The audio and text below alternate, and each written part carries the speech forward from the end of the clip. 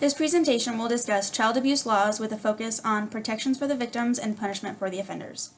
William Souter states that every year more than 3 million child abuse cases are reported in the United States, one of the worst records among civilized societies. To many, the topic of child abuse and neglect is somewhat taboo, something they know about but that nobody really wants to discuss. Well, it's time to talk about it. Souter goes on to say that roughly 80% of cases reported every year involve at least one parent as the perpetrator of the abuse. There is a widespread understanding that child abusers are generally a stranger to the child, so 80% is a rough reality to face.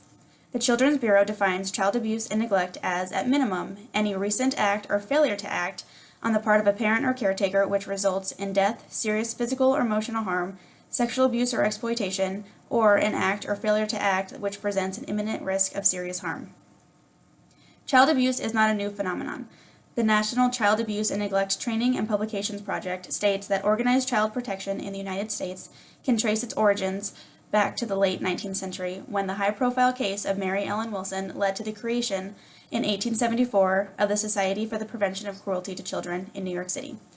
Going back a bit farther in the history of the United States, the job of raising children had always fallen on the parents, and with it, the freedom to do so as they saw fit. To quote the 14th Amendment to the Constitution, the Supreme Court has affirmed the principle that liberty, referred to in the amendment, denotes not merely freedom from bodily restraint, but also the right of the individual to establish a home and bring up children according to the dictates of his own conscience. Reasonable corporal punishment was widespread, and rarely did the government interfere with the parental prerogative to punish their children as they wanted. This lack of interference does not mean that society was indifferent to the plight of abused and neglected children. To the contrary, as John E. B. Myers, one of America's foremost authorities on child maltreatment, noted in his book, The History of Child Protection in America, efforts to protect children from abuse and neglect are as old as maltreatment itself. Support for those efforts led to a growth of charities and organizations dedicated to the protection of children, from 37 such organizations in 1880 to an all-time high of more than 300 by 1922. The federal government had a different take on the matter of child abuse, however, but eventually growing social concern led to the creation of the Federal Children's Bureau in 1912, which was given a very broad mandate to investigate and report upon all matters pertaining to the welfare of children and child life among all classes of people. Most importantly, in creating the Children's Bureau, Congress recognized for the first time that the federal government had some responsibility for the welfare of children. By 1967, every state and the District of Columbia had enacted some form of child abuse and neglect reporting law to permit individuals to refer cases of suspected child abuse or neglect to a public agency. In doing so, states had to fully interpret what constituted abuse and which forms of abuse was being reported. First, in the definitions of child abuse and neglect, whether it be physical, sexual, or emotional in nature, a child generally means a person who is younger than age 18 or who is not an emancipated minor. According to the Child Welfare Information Gateway, physical abuse is defined as any non-accidental physical injury to the child and can include striking, kicking, burning, or biting, as well as any action that results in a physical impairment of the child. Neglect is defined as the failure of a parent or other person with responsibility for the child to provide needed food, clothing, shelter, medical care, or supervision to the degree that the child's health, safety, and well-being are threatened with harm. Emotional abuse is defined as the persistent emotional maltreatment of a child, such as to cause severe and persistent adverse effects on the child's emotional development. It may involve conveying to a child that they are worthless or unloved, inadequate, or valued only insofar as they meet the needs of another person. It can also include not giving the child opportunities to express their own views, deliberately silencing them, or making fun of what they say or how they communicate. Sexual abuse is defined as sexual activity with a minor. Forms of child sexual abuse include exhibitionism, fondling, intercourse, masturbation in the presence of a minor, producing, owning, or sharing pornographic images or movies of children, sex trafficking, sex of any kind with a minor including vaginal, oral, or anal.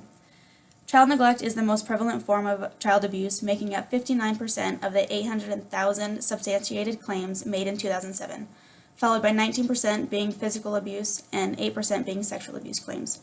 Research shows that 1 in 4 girls and 1 in 6 boys may be sexually abused before adulthood.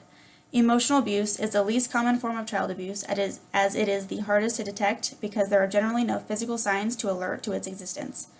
The statistics listed above are not entirely accurate, as they only reflect reported cases of child abuse and neglect, and many cases go unnoticed and unreported. Sometimes there will be obvious signs of maltreatment, while other times there will not be any indicators that the child has been harmed. There are also times when a child might have a curious injury that could either be the result of abuse or it could be the result of ordinary childhood clumsiness. As difficult as it is to not jump to conclusions, accidents can happen, so that needs to be considered as well. Signs of physical abuse could be bruising, welts, or burns that cannot be sufficiently explained, particularly bruises on the face, lips, and mouth of infants or on several surface planes at the same time. Other signs also include rope or restraint burns on the arms, hands, neck, or legs, lacerations and abrasions of the lip, eye, or to any part of the child's face, absence of hair or hemorrhaging beneath the scalp due to vigorous hair pulling. The signs of neglect are many times apparent, although they are not always obvious at the start. They can take time to attract attention. Certain behaviors that can indicate child neglect are sudden changes in behavior or school performance, being frequently absent from school, if the child has not received help for physical or medical problems that have been brought to the parents' attention, if the child is always watchful, as though preparing for something bad to happen, if the child begs or steals food or money, if the child is consistently dirty and has severe body odor, and if they lack sufficient clothing for the weather. Signs of sexual abuse can be physical and behavioral. Physical signs can be a clear-cut indicator that something inappropriate happened to the child. Signs can include difficulty walking or sitting, pain or itching in the genital area, torn, stained, or bloody underclothing, bruises or bleeding in external genitalia, frequent complaints of stomach aches, and frequent urinary or yeast infections. Other behaviors that can indicate any form of abuse are being withdrawn, not associating with friends like they used to, making grown-up excuses for things, and unexplained changes in their mood or temperament. Child abuse and neglect can have lifelong repercussions. Whether the abuse or neglect was short-lived or if it lasted for several years, the mental and emotional effects can last a lifetime for the affected child. Looking at the underlying science behind this matter can help explain why abuse and neglect in the early years of a child's life can have such a long-term effect. According to the Department of Health and Human Services, babies' brains grow and develop as they interact with their environment and learn how to function within that environment. When babies' cries bring food or comfort, they are strengthening the neuronal pathways that help them learn how to get their needs met, both physically and emotionally. When the needs of children are not met, they grow up with a different understanding of human interaction compared to those children who are well cared for. Prolonged, severe, or unpredictable stress, including abuse and neglect, during a child's early years can be problematic. The brain's development can literally be altered by these experiences, resulting in negative impacts on the child's physical, cognitive, emotional, and social growth. Another neurological response to abuse is dissociation, which is characterized by first attempting to bring caretakers to help, and if this is unsuccessful, becoming motionless and compliant and eventually dissociating. This is often called the surrender response. People describe children in a dissociative state as numb, non-reactive, or acting like they are not here. At the foundation of much of our development, it is the concept of attachment, which refers to the emotional relationships we have with other people. One of the first priorities of an infant is to form an attachment to his primary caregiver. If the attachment process is disrupted, as can occur with abusive and neglectful caretakers, the child's brain will be more focused on meeting his day-to-day needs for survival rather than building the foundation for future growth. Oftentimes, children who were abused or neglected grow up to behave similarly with their own children because they do not know any better. They go off of what they know and have experienced. This is called an abuse cycle and can be difficult to break unless an intervention occurs, either on behalf of the parent or on behalf of the child. By bringing awareness to adults who work with children about the warning signs of abuse and neglect, the cycle doesn't have to continue. Although the awareness for child abuse and neglect is on the rise, it was not enough in the past to just have people aware of its existence. Something needed to be done about it, and the United States needed a stronger framework for the states to work with in regards to child abuse legislation. President Nixon was in office during the time that charities and organizations fought so hard for federal legislation for child maltreatment. Unfortunately, the Nixon administration was one that did not take a robust stand on federal government support of children's issues, which the president generally thought would be addressed more appropriately at the state level. Regardless of the president's views, however, members of the Senate and House saw the matter in a different light. After several debates and some restructuring, the proposed bill was submitted to Congress for a vote. The final bill passed in the House with a vote of 354 to 36, and in the Senate with a vote of 57 to 7. The Child Abuse Prevention and Treatment Act of 1974 was on its way to becoming the law of the land as the first significant effort of the federal government to improve the response to physical abuse, neglect, and sexual abuse. The primary purpose of the Child Abuse Prevention and Treatment Act, otherwise known as CAPTA, is to create some level of standardization among the states to ensure consistency in regards to abuse reporting. CAPTA provides unprecedented financial assistance to help states develop child abuse and neglect identification and prevention programs. Part of the responsibilities that belong to CAPTA are monitoring research, maintaining a clearinghouse of child abuse programs, and compiling and publishing training materials for persons working in the field, providing funding to the states for programs to develop child abuse and neglect identification and prevention programs, establishing a program of demonstration grants to be used in training personnel in the fields of medicine, law, and social work, as well as to support innovative projects aimed at preventing or treating child abuse or neglect. As listed above, it is clear to see that a big portion of what CAPTA does is provide knowledge and training. Without an understanding of the issue at hand, there cannot be progressive solutions. Every state has their own guidelines on reporting suspected child abuse. In addition, it is illegal in most states to not report an incident of suspected child abuse. Being that child abuse and neglect cases fall under each state's jurisdiction, federal authority holds no power in such cases. An important thing to consider when dealing with a suspected case of child abuse is that law enforcement officers are the ones who will investigate the claim. Although the reporter may only want to help, they can actually do more harm than good by trying to investigate the matter themselves. Following CAPTA, the federal government sets the minimum that states must adhere to in terms of the laws against child abuse. Abuse and neglect are both covered under the same law. Now, as child abuse falls under state jurisdiction, each state has their own guidelines for punishment for someone who harms a child. For example, in cases involving new parents accused of overzealous discipline, a court may order the parents to complete parental training classes. In more extreme cases, the state might remove the child from the parent's home and place him or her into foster care or with a relative. Depending on the circumstances, the placement can be temporary or permanent.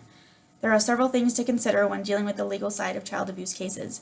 For example, differing circumstances can affect whether an act is abusive or not, how abusive or neglectful it is, and how much harm it did to the child. It is virtually impossible to create a clear list of standards for what is or is not an abusive act.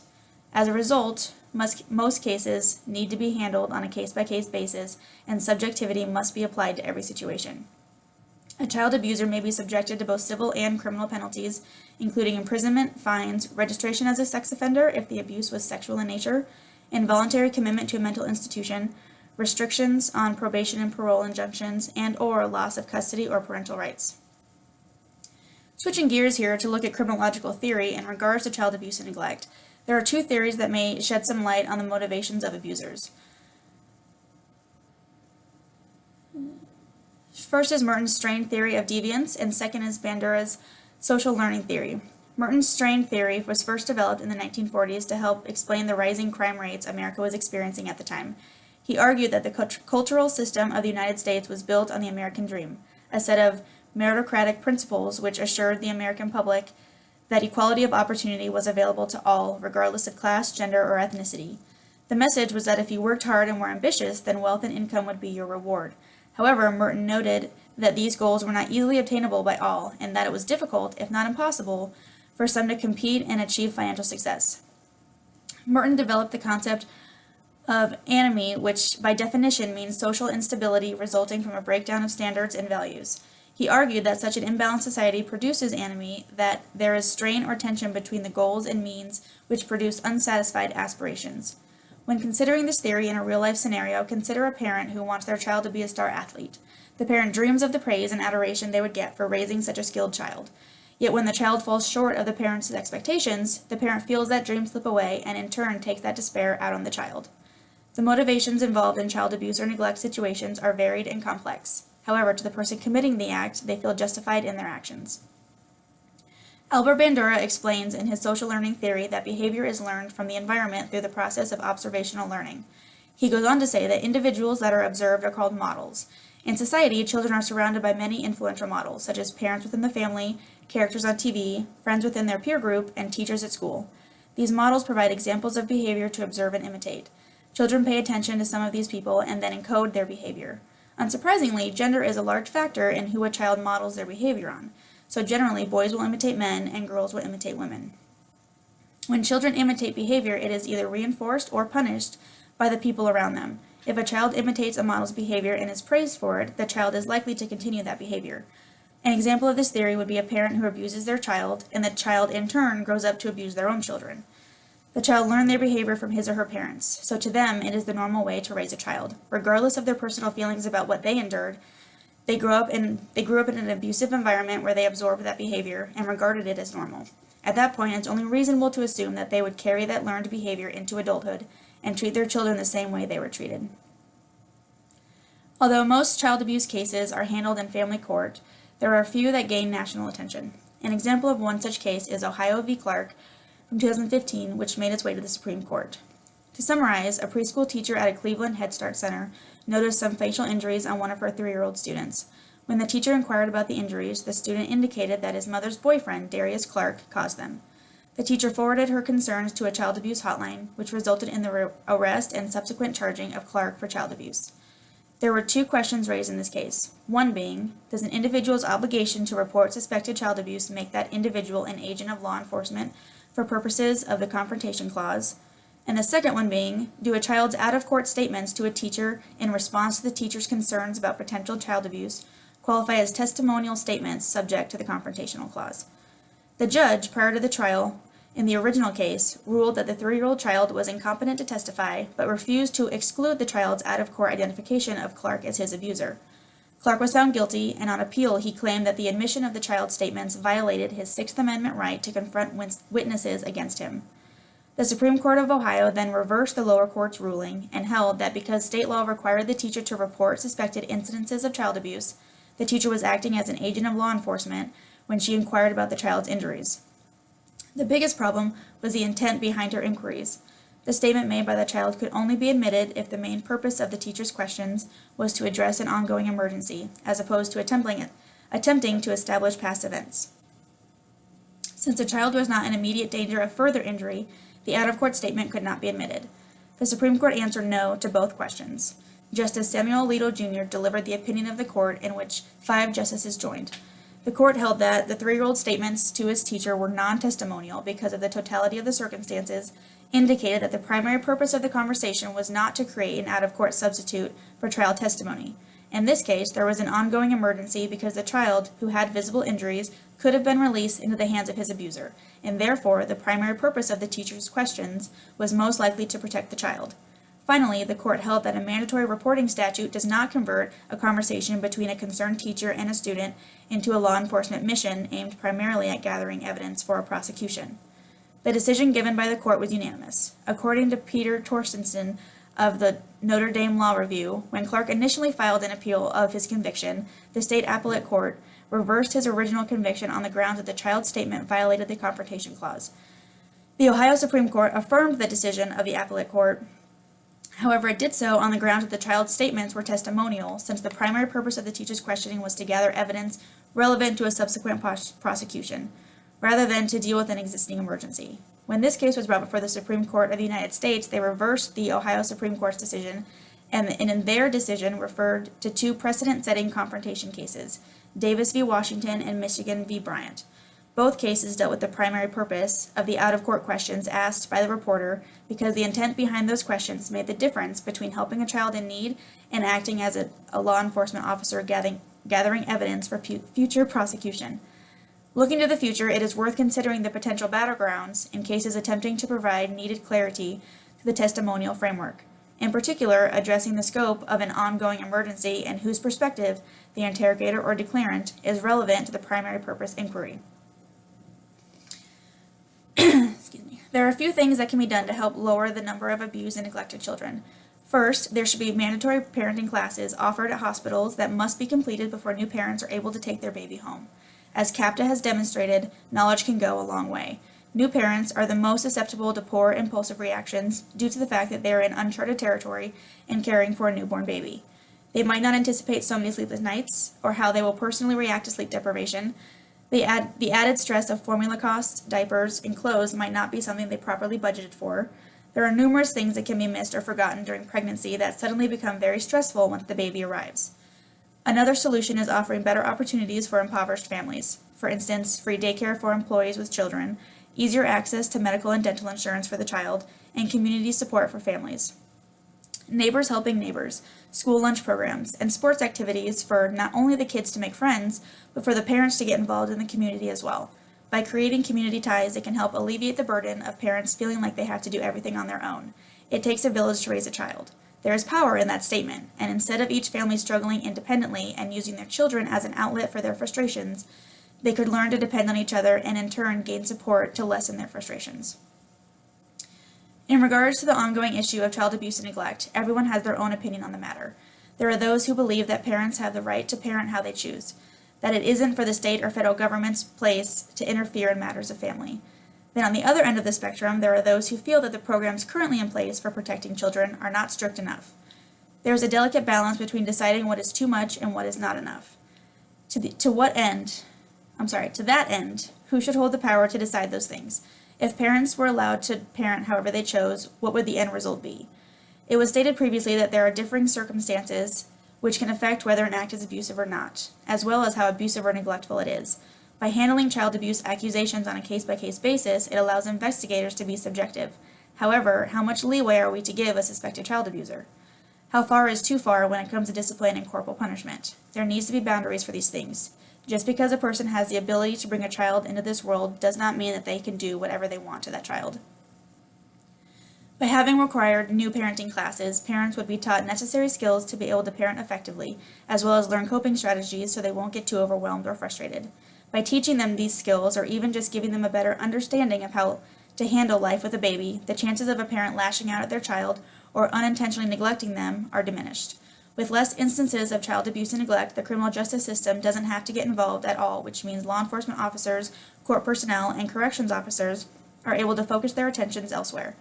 In regard to how this solution would help state and federal governments, this solution would be a step in the right direction towards stopping the problem before it starts, meaning that federal and state funds currently used to house and treat abused or neglected children could be used for other endeavors. The other solution of helping impoverished families would also be a benefit to the criminal justice system. Offering free daycare to employees and easier access to medical and dental insurance takes a big financial burden off of struggling families. By removing that burden, it helps eliminate the potential for those parents who might have gotten desperate and resorted to criminal behavior to get their children what they need.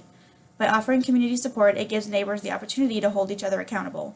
It's harder to deceive a neighbor who is genuinely helping make life more manageable, as well as helping to facilitate stronger community ties. People who care about their community and those in it are less likely to engage in criminal activity knowing who it would be hurting. These things mean that there are less reports filed to police, less court cases, and ultimately less inmates going to jail. Excuse me. To conclude, child abuse and neglect is a delicate and complex problem. Over the years, steps have been made to strengthen state and federal legislation in order to protect children from harm. With the creation of the Child Abuse Prevention and Treatment Act, states are getting the necessary funding to educate professionals on the warning signs of child abuse and neglect. Be it physical abuse, emotional abuse, sexual abuse, or neglect, there are warning signs to look out for. Every state has laws concerning the reporting guidelines in cases of suspected child abuse. The reasons behind why people harm children will never be clearly defined. However, certain criminological theories can at least scratch the surface of understanding some of their motivations. Instances of abuse and neglect, whether the abuse was short-lived or if it was long-term, stays with them throughout adolescence and into adulthood. Abuse, especially in very young children, can affect brain development and their ability to form stable relationships. It can even eliminate their ability to empathize with others. There are steps that can be taken to eliminate child abuse and neglect. Establishing mandatory parenting classes for new parents that would help prepare them for life at home with their new baby. The classes would also serve as an open line of communication should a parent ever have a question or need help. Every person has the ability to be a parent, but it takes work, discipline, dedication, and an enormous amount of love and patience. For such a difficult job, there are no prerequisites for it, and because of that, help needs to be available to struggling parents so their children aren't the ones suffering. Thank you.